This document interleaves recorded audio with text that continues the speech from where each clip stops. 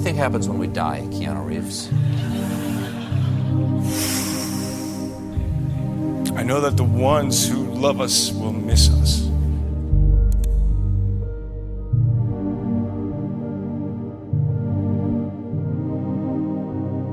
If you're a lover, you gotta be a fighter.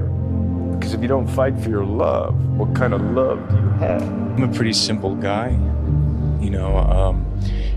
Ever since I was a young kid, I wanted to act. I started professional acting when I was 15. I've been really lucky to have the chance to have a career. And I don't know, I just have always tried to keep it simple. I think it's just in my nature. Sometimes I go to the afternoon movie alone.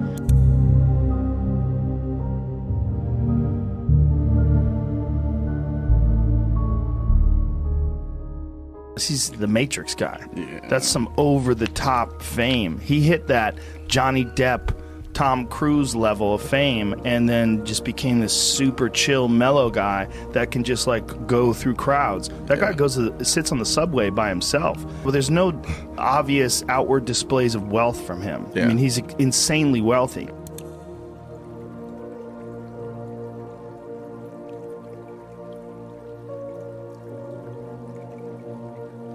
You're turning 50 this year. Oh, yes, I am. How do you feel about growing older?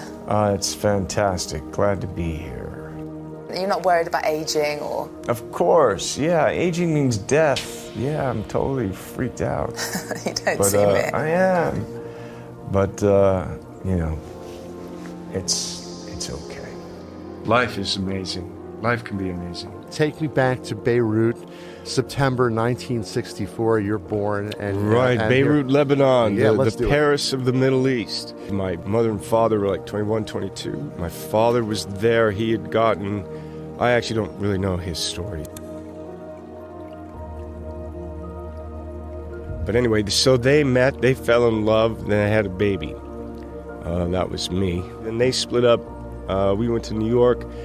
And then I ended up in Toronto. There were a series of things that happened in Canada before you came to LA, right? Like you did a little theater and you did a little television. I was really self-motivated, so I was taking classes. I really enjoyed the Shakespeare in high school, so I got involved with a Jewish community center that had a drama program run by the remarkable Rose Dubin. And I ended up playing Mercutio in a production of Romeo and Juliet. Yeah. One of the other actors had an agent.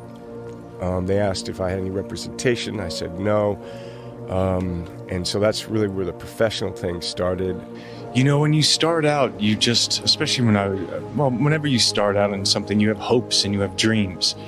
For me, it was just getting the chance to act and I knew I wanted to make movies, and I knew I wanted to go to Hollywood to be in films. I got in my car when I was 20 years old, and I drove to Los Angeles, and I had been working. I got an agent, but I didn't know.